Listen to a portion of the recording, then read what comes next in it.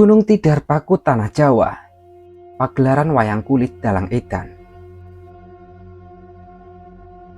Sudah biasa untuk orang-orang Jawa, kalau memiliki hajatan, mereka mengundang pagelaran wayang kulit atau pagelaran seni lainnya.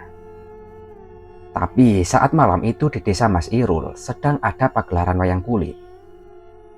Tapi Rama belum tahu siapa yang memiliki hajatan itu. Dan saat Rama mencoba bertanya kepada Mas Irul, apa ada yang sedang melakukan hajatan?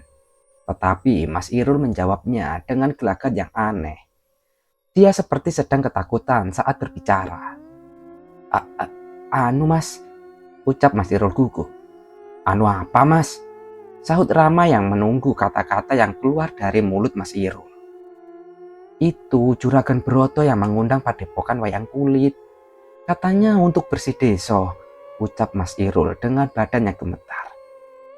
Oh, pagelaran dalam acara bersih desa mas, kata Rama yang mencoba mulai mengerti. Setelah itu Mas Irul membelokkan sepedanya di salah satu rumah desa. Rumah itu terlihat sederhana, rumah dengan dinding kayu yang disusun dengan sangat rapi. Dan rumah tersebut pintunya sedang tertutup. Kita sudah sampai mas, kata Mas Irul sambil mematikan sepeda motornya. Ini rumah Mas Irul? Tanya Rama, matanya sambil mengamati di sekitar rumah itu. Tidak ada yang aneh dan tidak ada tanda-tanda kemunculan sosok gaib. Mas Irul langsung membukakan pintu rumahnya. Rumah itu benar-benar sangat sepi. Dan Mas Irul juga mempersilahkan Rama untuk masuk dan beristirahat di dalam rumah. Permisi yo mas, ucap Rama. Yo mas, tenang aja, istirahat dulu aja. Kalau mau mandi di belakang mas, balas Mas Irul. Oh iya mas, siap. Istri Mas Irul kemana? Tanya Rama. Saya juga nggak tahu loh mas, mungkin ke rumah Juragan Broto mas.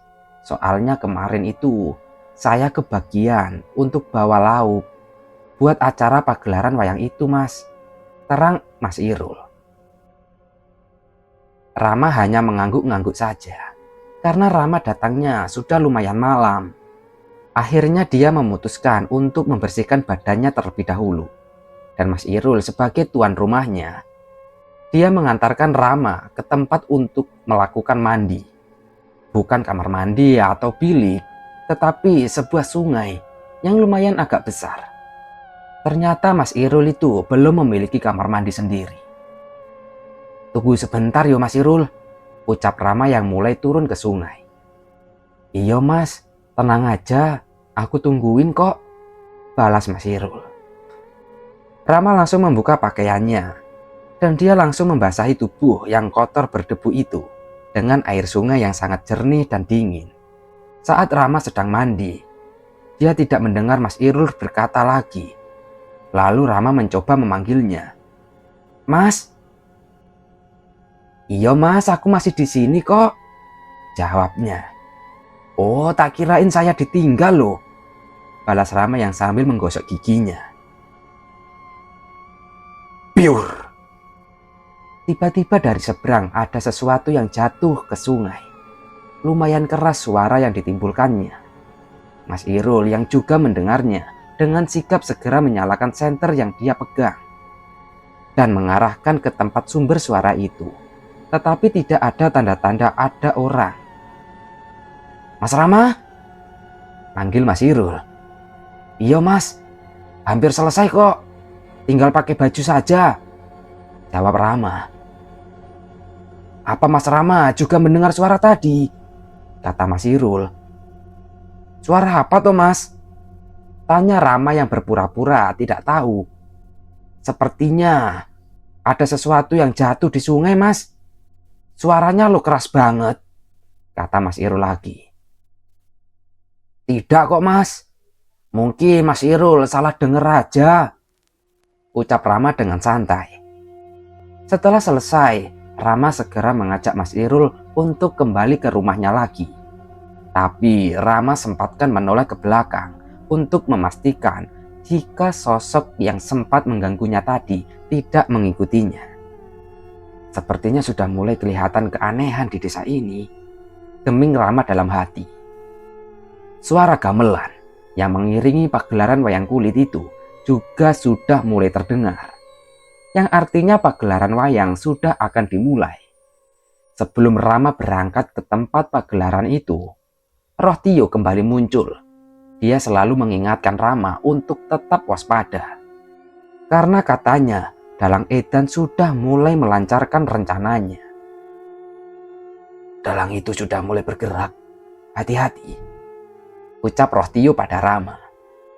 Iyo, kamu terus awasi pagelaran itu dulu. Sampai aku datang ke tempat itu yo, balas Rama. Tenang aja Ram, kata roh Tio dan lalu kembali menghilang lagi. Mas Irul mengajak Rama untuk mengisi perutnya terlebih dahulu. Barulah setelah perut kenyang, mereka berdua berangkat ke tempat pagelaran wayang kulit itu dilakukan. Mereka berdua berangkat hanya jalan kaki saja. Tetapi suasana yang begitu mencekam sudah Rama rasakan di setiap langkahnya. Bahkan Rama juga melihat banyak sekali sosok-sosok gaib yang berbondong-bondong pergi menuju ke pagelaran itu juga. Tetapi itu hanya Rama saja yang melihatnya. Mas, apa tidak ada warga yang lain? Tanya Rama. Pastinya mereka semua sudah ada di sana, Mas, jawab Mas Irul. Dari kejauhan sudah terlihat sorot cahaya dari penerangan tempat pagelaran wayang. Roh Tio kembali muncul di dekat Rama. Hati-hati Ram, tahan energimu, jangan sampai ada yang tahu kedatanganmu. Roh Tio mengingatkan kepada Rama. Yo, aku paham yo, jawab Rama. Roh Tio terus bersanding di dekat Rama. Dan saat mereka sudah mendekati tempat pagelaran itu, tiba-tiba Rama langsung menghentikan langkahnya. Dia tidak percaya dengan apa yang sedang dia lihat. Di bawah panggung sudah banyak orang penonton yang sedang duduk menghadap ke layar putih di atas panggung. Tetapi di antara orang-orang itu juga banyak sosok-sosok demit yang berbaur dengan para penonton. Tapi tidak ada satu orang pun yang melihat sosok-sosok demit itu. Tatapan dedemit itu juga hanya tertuju ke layar putih. Pagelaran wayang apa ini? Geming Rama Riri. Kenapa Mas Rama? Tanya Mas Irul kepada Rama yang masih terpaku. Rama, jangan menunjukkan gelagat aneh, kata roh Tio. Rama mencari alasan untuk pertanyaan Mas Irul tadi. Lalu Rama segera menunduk. Dia mengambil sesuatu di kakinya. Bentar Mas, ada yang aneh, jawab Rama sambil menunjukkan potongan ranting kecil yang baru saja dia ambil. Ini loh Mas, nancap di kaki, kata Rama lagi. Oh, tak kirain lihat apa loh Mas. Soalnya pandangan Masnya sangat aneh, kata Mas Irul. Udah, ayo Mas cari posisi yang enak untuk nonton, ajak Rama lagi. Itu di sana aja Mas, di dekat istri saya, kata Mas Irul yang melihat istrinya sedang duduk di antara penonton yang lain. Ya udah Mas, ayo. Mereka berdua menuju ke tempat istri Mas Irul. Tetapi Rama sudah merasakan suasana yang sangat tidak enak. Ya, karena ada banyak sekali sosok demit yang ikut menyaksikan pagelaran wayang itu. Rama mulai duduk dan tetapi dia hanya diam saja. Dirinya berlagak seperti tidak melihat apapun. Mas Irul terlihat sedang mengobrol dengan istrinya. Dan dia juga tidak lupa memperkenalkan Rama kepada istrinya juga. Ini teman Mas, namanya Mas Rama, kata Mas Irul kepada istrinya. Salam kenal Mas, saya Dewi, istrinya Mas Irul, sahut istrinya Mas Irul dengan mengulurkan tangannya kepada Rama. Iya Mbak, salam kenal juga yo, balas Rama. Lalu tak lama dari itu, seorang dalang muncul dan duduk di depan layar kain putih. Suara gamelan yang tadinya hanya berbunyi lirih, saat seorang dalang datang, langsung ditabu dengan keras. Semua penonton langsung menyaksikan dengan seksama. Para dedemit yang hadir juga tidak mau ketinggalan. Dalang tersebut mulai pertunjukannya. Awalnya pertunjukan wayang kulit itu berjalan dengan lancar. Bahkan Rama juga sempat menikmati pertunjukan yang disajikan itu. Kala itu lakon yang dibawakan adalah Batari Durga. Tetapi tiba-tiba di tengah-tengah pertunjukan semua pencahayaan mati. Tidak ada satu cahaya pun. Bahkan yang biasanya rembulan menerangi kegelapan malam, waktu itu sama sekali tidak ada wujudnya. Semua penonton pun bingung apa yang sedang terjadi. Dalang itu sudah mulai rencananya, Ram, ucap Rohtio yang sembari tadi berada di samping Rama. Iya, aku juga sudah merasakan energinya. Tenang saja yo, aku sudah ada rencana, balas Rama. Baik, tetap hati-hati, jangan gegabah. Tak lama kemudian, lampu-lampu kembali menyala. Dan suasananya sudah sangat jauh berbeda. Para warga yang menonton, tatapannya menjadi kosong. Bahkan Mas Irul dan Mbak Dewi yang berada di dekat Rama juga terkena. Tatapan mereka berdua juga kosong. Cuma Rama seorang yang masih terkontrol kesadarannya.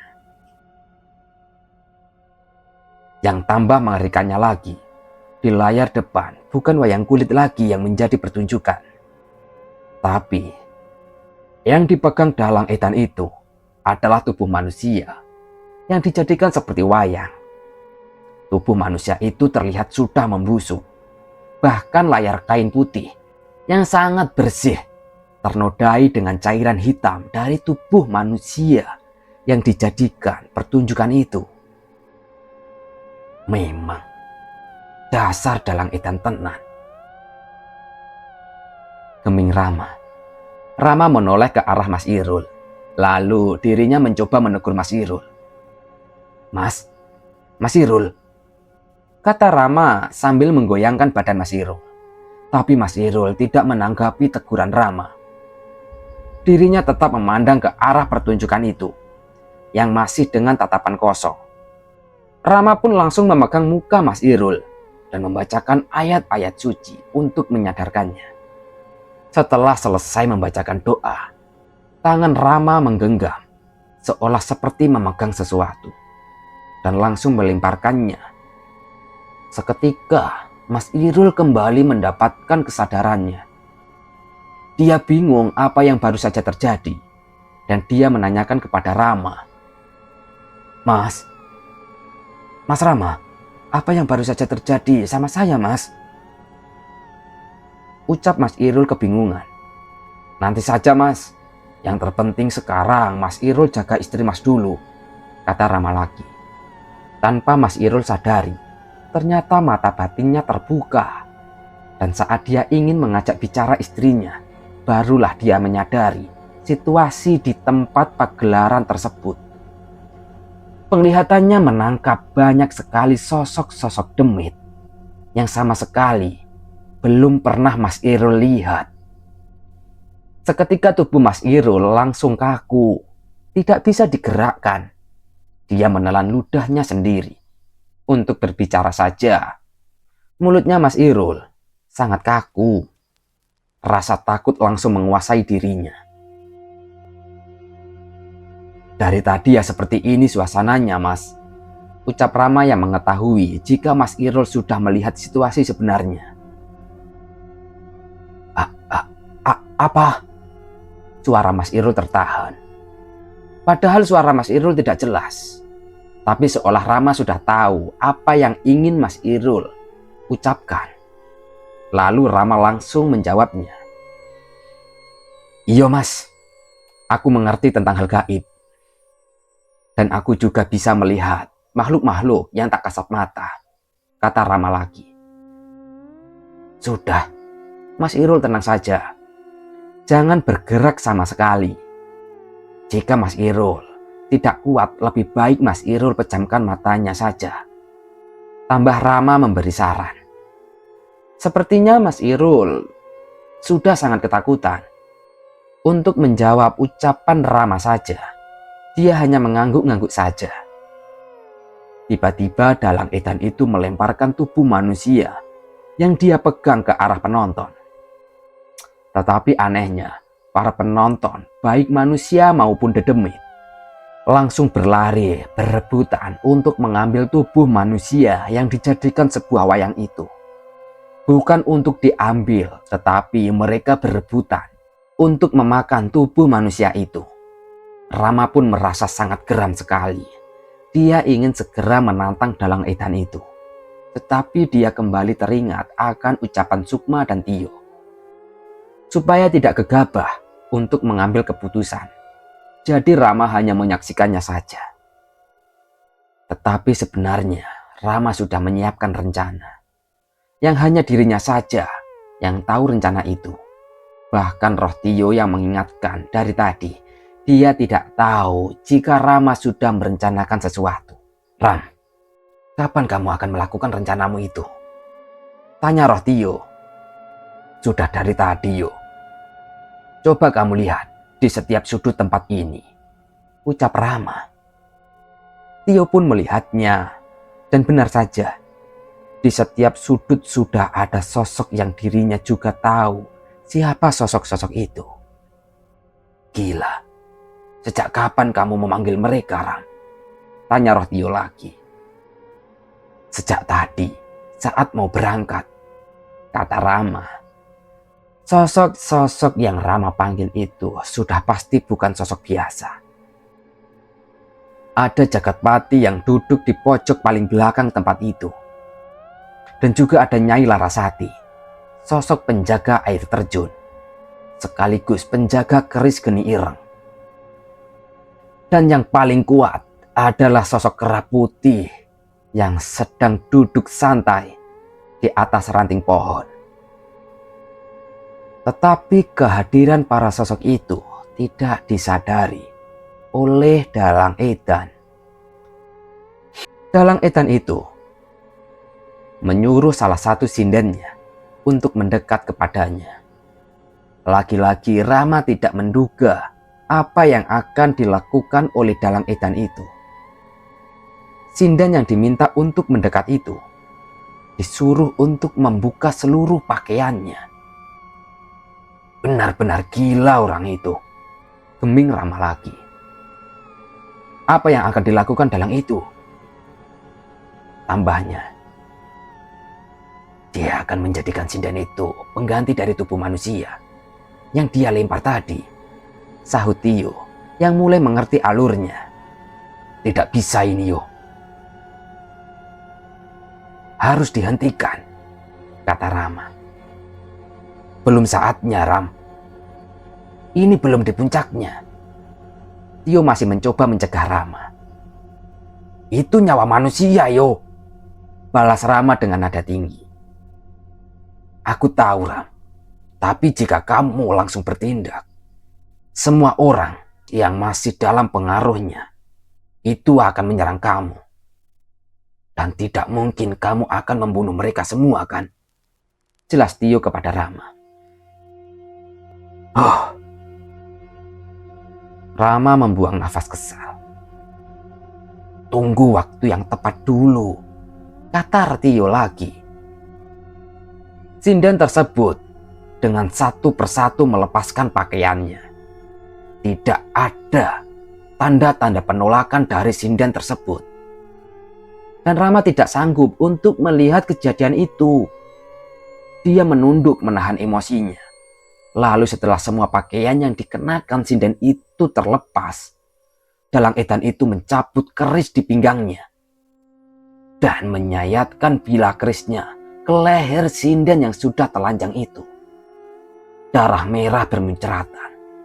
Sinden tersebut langsung kejang hebat. Air mata Rama terjatuh. Perasaannya begitu campur aduk melihat nyawa seorang manusia dipermainkan seperti itu. Padahal Tuhan memberi nyawa kepada manusia supaya para manusia itu sendiri memanfaatkan hidupnya untuk perbuatan yang lebih baik. Tapi, kenapa masih ada saja manusia yang berani melakukan hal yang tidak manusiawi seperti itu? Dalang edan itu sama sekali tidak menunjukkan rasa bersalahnya. Dirinya malah terlihat sangat senang. Lalu dalang edan itu menyuruh seorang lagi untuk membantu dirinya. Tubuh sinden yang sudah tidak bernyawa diikat di potongan bambu dan dijadikan seolah-olah wayang kulit. Hehehe, aku jadikan kau menjadi lakonnya. Dan sekarang dirimu sudah hidup sempurna, ucap dalang itu sangat senang. Lalu dirinya kembali melanjutkan pertunjukannya lagi. Tapi anehnya, tubuh sinden itu tiba-tiba berubah menjadi biru dan mulai membusuk, padahal masih sangat sebentar. Akhirnya dia datang juga, ucap dalang edan itu lagi. Penguasa dari tempat pembuangan mayat. Selamat datang Dewi Durga, tambah dalang itu. Dalang itu seperti menyambut suatu sosok. Bahkan dirinya juga memberi hormat kepada sosok tersebut. Apa? Dalang itu menyebut nama Dewi Durga? Geming Rama lirih. Tapi aku juga merasakan ada energi yang sangat kuat sekali, tambah Rama. Perasaan Rama begitu gelisah, dan dia langsung mengode kepada Nyai Larasati dan juga Jagatpati untuk berwaspada terhadap situasi yang mencekam itu. Dan benar saja, baru saja Rama menyuruh Larasati dan Jagatpati untuk berwaspada. Dalang edan itu menyuruh pembantunya untuk ke arah penonton. Ambil darah mereka dan berikan kepada Dewi Durga untuk menyempurnakan wujudnya, ucap dalang itu. Seorang lelaki pembantu dalang edan itu berdiri sambil memegang sebuah parang. Melihat itu, roh Tio kembali mengingatkan kepada Rama. Habis ini, jangan sempat telat, kata roh Tio. Sedangkan Mas Irul yang benar-benar tidak berani untuk membuka matanya. Dia memeluk istrinya untuk menjaganya. Roh Tio berinisiatif untuk mengambil alih tubuh Mas Irul dan merasukinya. Rama, bantu aku masuk ke tubuh orang ini, kata roh Tio. Apa? Maksudmu, kamu mau merasuki tubuh Mas Irul? Tanya Rama. Benar, supaya kamu bisa bergerak bebas. Dan aku juga bisa membantu untuk menjaga para warga ini, jelas roh Tio. Rama tidak meminta izin terlebih dahulu. Dia langsung memegang kepala Mas Irul dan sedikit membuka jiwanya supaya roh Tio bisa mudah untuk menguasai tubuh Mas Irul. Roh Tio dengan mudahnya langsung memasuki tubuh Mas Irul itu. Pembantu dalang itu sudah memegang dua orang penonton, seorang laki-laki dan perempuan. Dua orang itu tidak menolak sama sekali. Tatapan mereka berdua juga masih terlihat kosong. Sekarang Ram, ucap roh Tio yang sudah di dalam tubuh Mas Irul. Rama langsung berdiri dan memasang tubuhnya yang tegap dan rasa yang tak gentar sama sekali. Lalu dirinya berteriak sekuat tenaga. Dalang bajingan, apa yang kamu lakukan? Teriak Rama lantang. Dalang itu kaget mendengar teriakan dari Rama. Dia tidak percaya jika ada seorang penonton yang tidak terpengaruh oleh kekuatannya. Tapi dia tetap menyuruh pembantunya untuk cepat memenggal kepala dua penonton yang dibawa ke atas panggung tadi. Rama yang sudah berdiri, dia berusaha untuk menghentikannya. Tetapi karena dirinya masih terhalang oleh penonton yang sangat banyak, jadi pergerakan Rama sulit. "Jangan!" teriak Rama lagi, yang melihat sebuah parang sudah diangkat oleh pembantu dalang edan itu. Dan kepala penonton laki-laki sudah terpotong.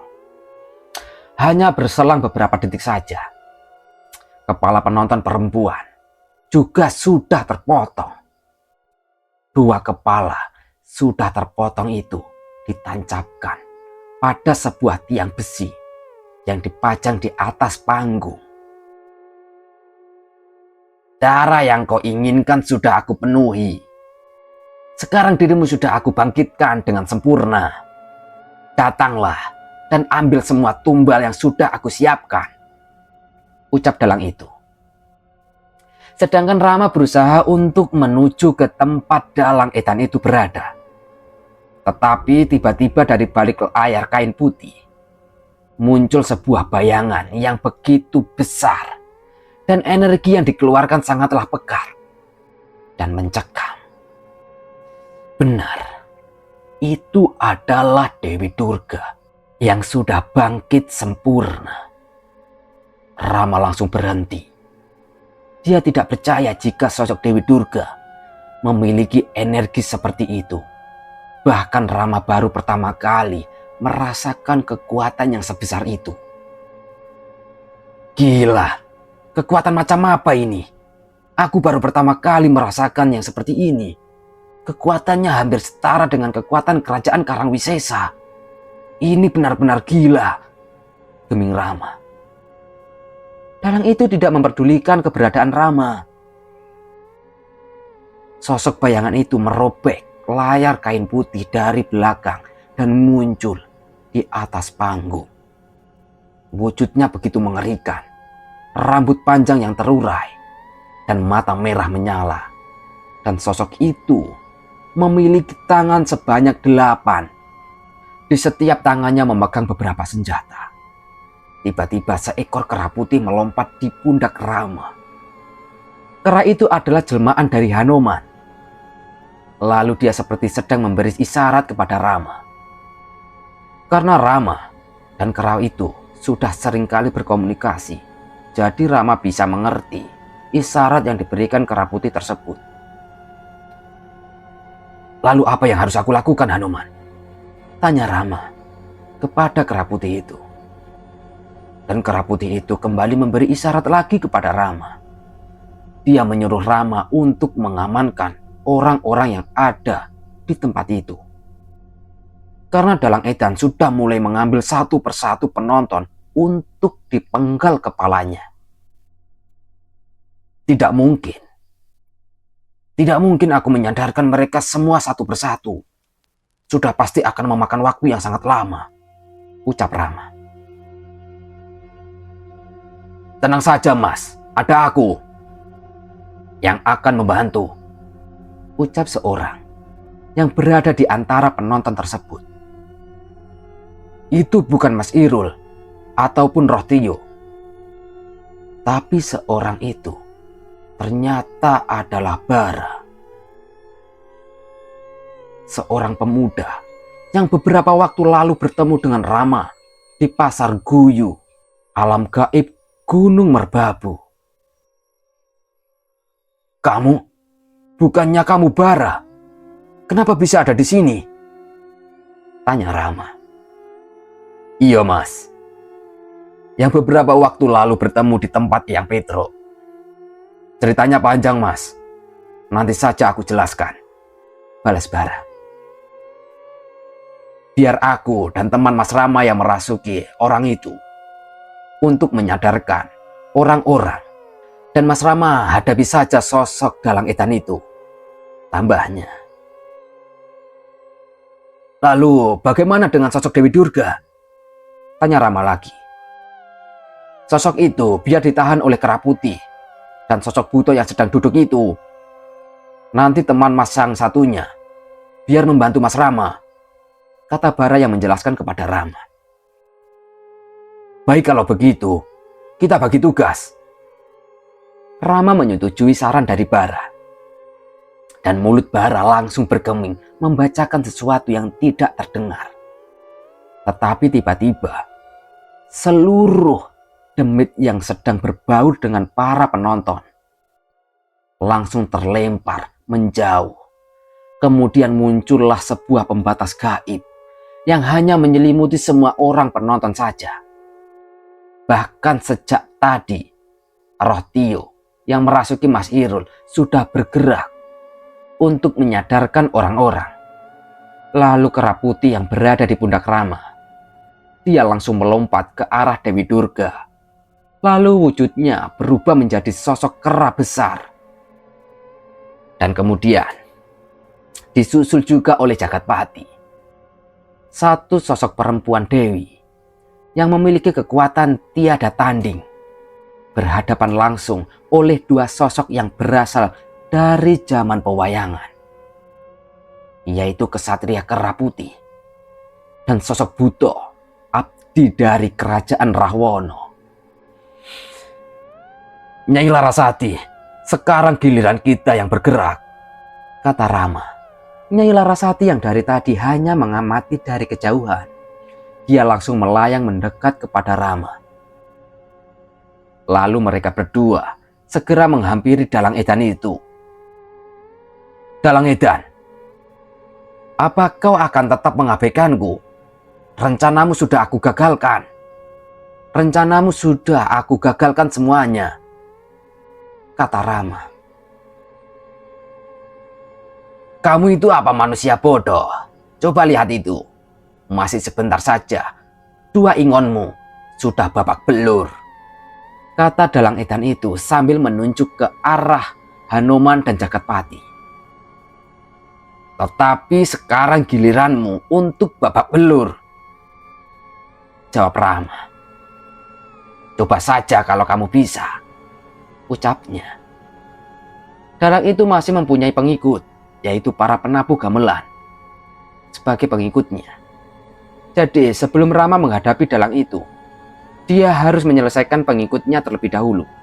Bahkan sebelum mereka disuruh pun, mereka semua sudah tahu apa yang harus mereka lakukan. Bahkan sebagian menjaga Dalang Edan dan sebagian yang lainnya langsung menyerang Rama. Rama dikepung oleh anak buah Dalang Edan. Tapi mereka semua bukan tandingannya Rama. Ilmu kanuragan Rama lebih jauh di atas mereka. Tapi mereka tidak menyerah begitu saja. Setiap dijatuhkan oleh Rama, mereka tetap bisa berdiri lagi, seolah-olah tenaga mereka tidak bisa habis. Larasati, kenapa mereka semua masih bisa kembali berdiri? Ucap Rama kepada Larasati. Selagi masih ada sosok Dewi Durga, tenaga mereka tidak bisa habis, balas Nyai Larasati. Jalan satu-satunya hanya dengan membunuh mereka, tambah Nyai Larasati lagi. Tidak, aku tidak bisa membunuh mereka, jawab Rama dilema. Tiba-tiba Rama kepikiran sesuatu. Tatapannya tertuju kepada sesuatu yang ada di tubuh Nyai Larasati. Kenapa kamu memandangku seperti itu? Tanya Nyai Larasati. Sepertinya selendangmu akan berguna, Larasati, balas Rama. Apa maksudmu, Rama? Aku akan menjatuhkan mereka lagi. Dan saat mereka semua sudah jatuh, kamu segera ikat mereka dengan selendangmu itu, Rama menjelaskan. Nyai Larasati paham apa yang sedang Rama rencanakan. Lalu Rama kembali melesat lagi. Gerakannya terlalu cepat, hingga para pengikut Dalang Edan itu tidak bisa menebak gerakan Rama.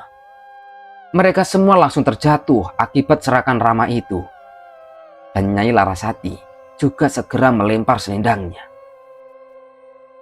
Dengan kekuatan yang dimiliki Nyai Larasati, dengan mudah semua pengikut Dalang Edan terikat dengan selendang Nyai Larasati.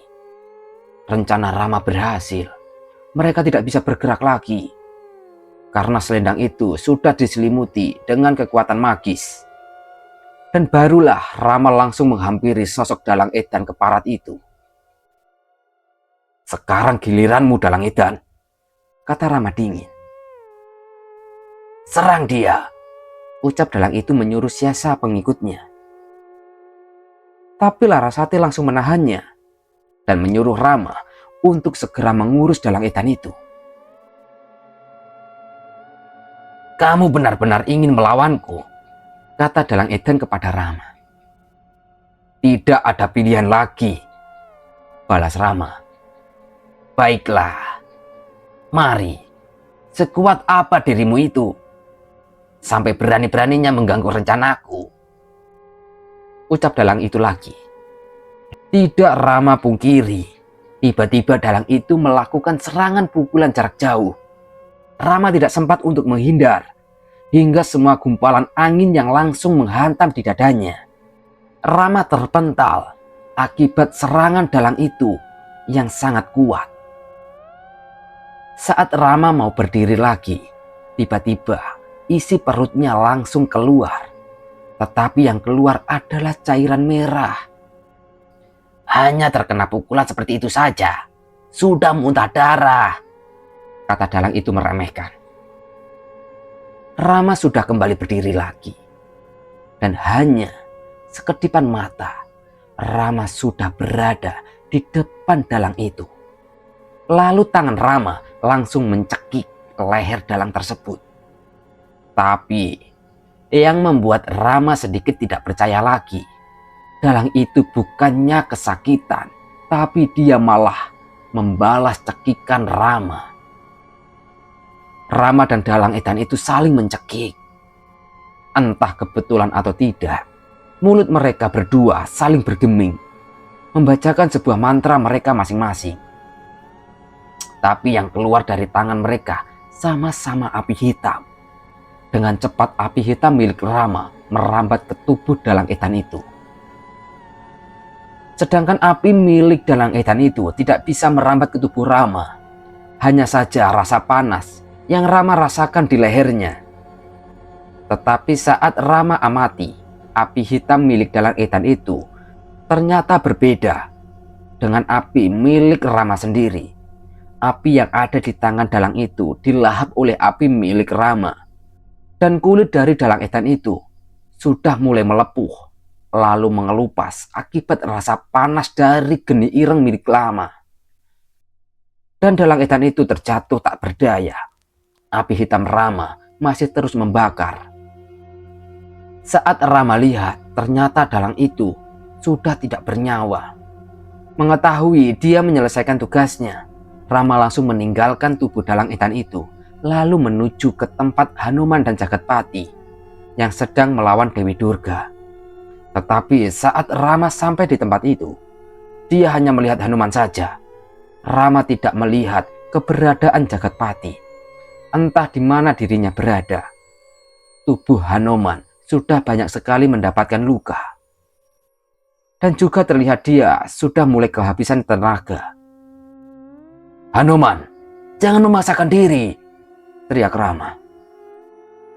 Gimana dengan dalang itu, Rama?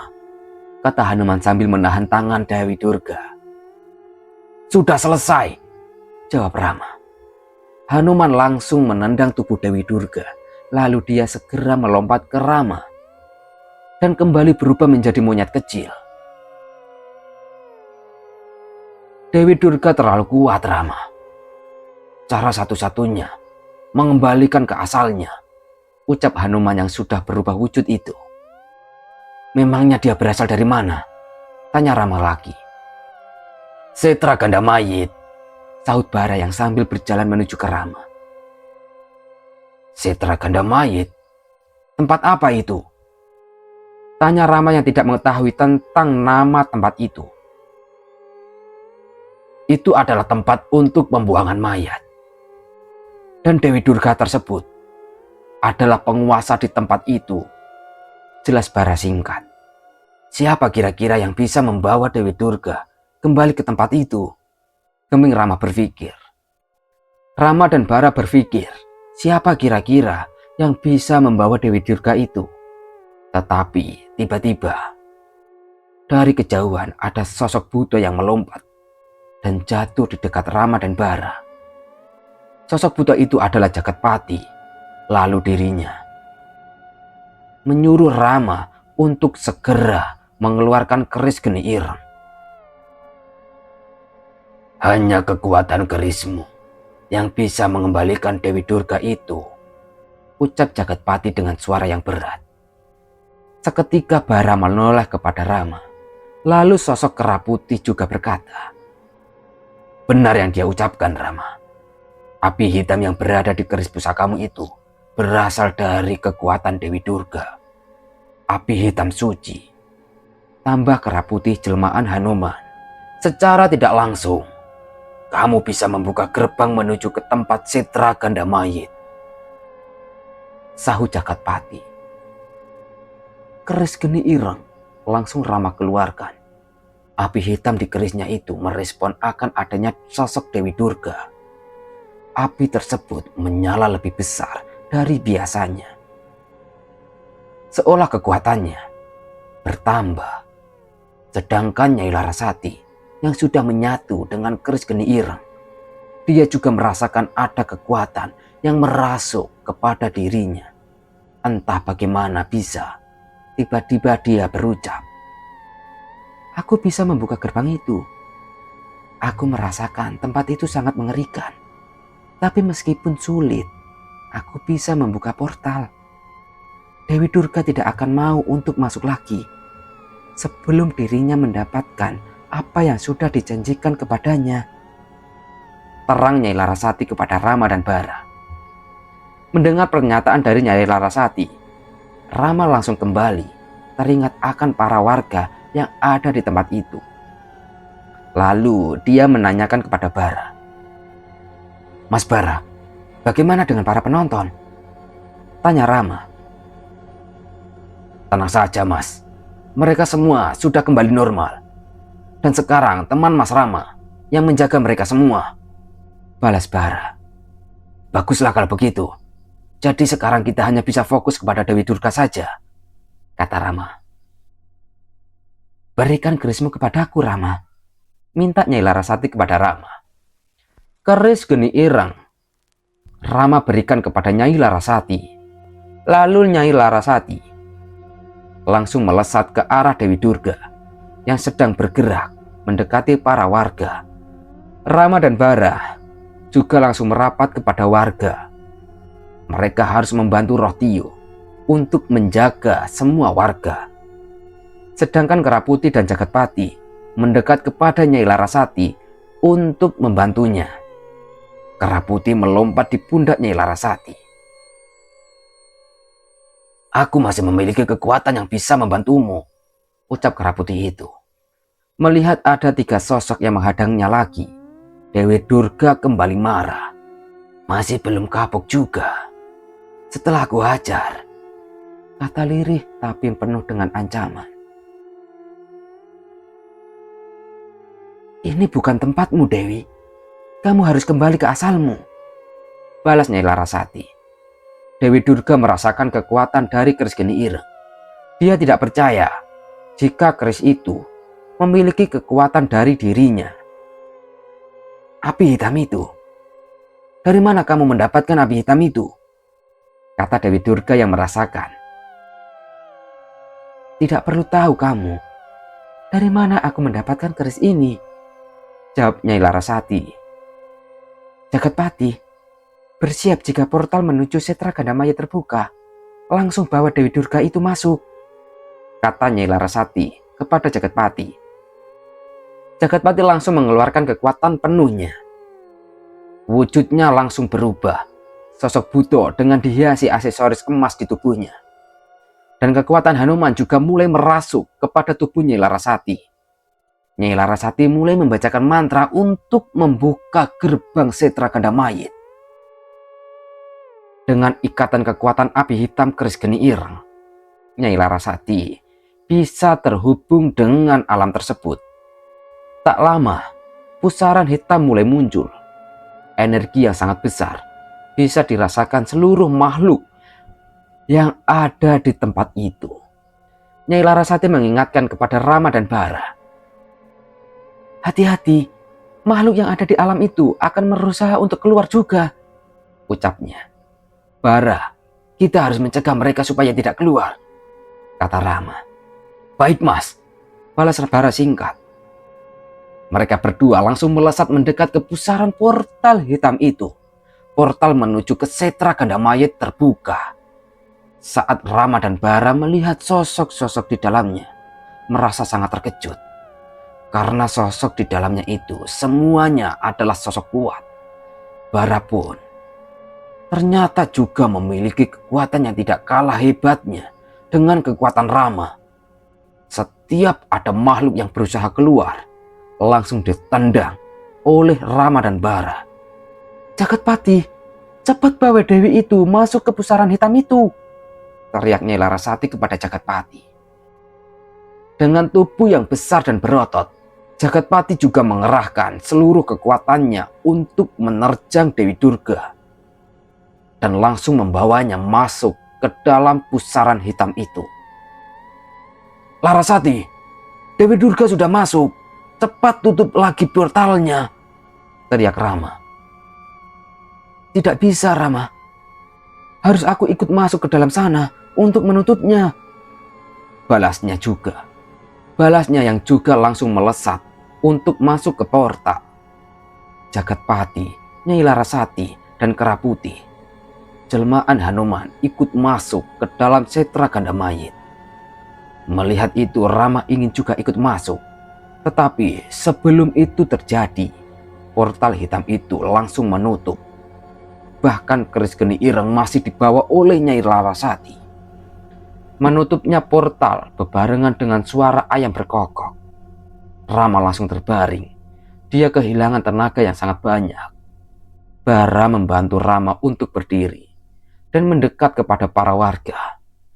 Ada beberapa warga yang sempat melihat kejadian itu. Mereka mengucapkan berterima kasih kepada Rama dan Bara. Lalu roh Tio yang belum keluar dari tubuh Mas Sirul mendekat kepada Rama. "Rama, akhirnya kamu berhasil menyelamatkan mereka semua," ucap roh Tio. "Iya yo. Tapi apa kamu tidak kasihan sama Mas Sirul?" tanya Rama.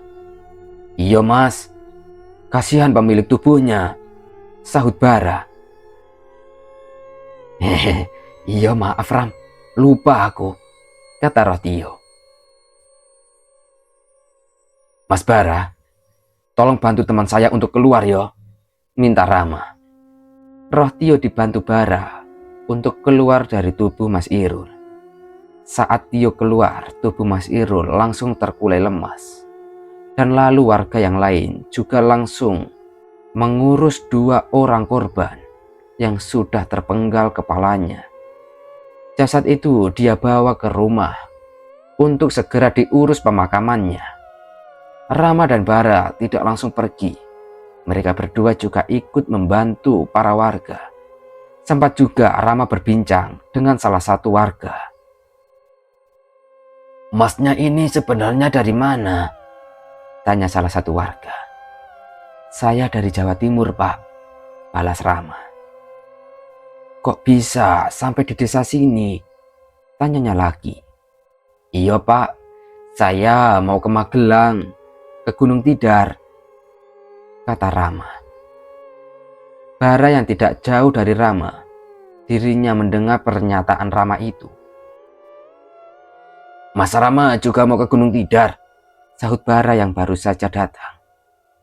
"Iya Mas, ada keperluan di sana," jawab Rama santai. "Oh, kalau begitu bareng sama saya aja. Nanti sore saya mau ke Magelang juga, ke rumah saudara," kata warga itu lagi memberi tawaran kepada Rama dan Bara. "Wah, kebetulan sekali. Ya kalau nggak ngerepotin, boleh aja Pak," balas Rama. "Iya Mas, hitung-hitung ucapan terima kasih karena sudah menyelamatkan semua warga." Ternyata Bara juga lagi dalam perjalanan menuju ke Gunung Tidar. Mereka berdua pun memutuskan untuk berangkat bersama. Tetapi ada satu yang tidak mereka ketahui, yaitu warga yang memberi tumpangan itu adalah Juragan Broto.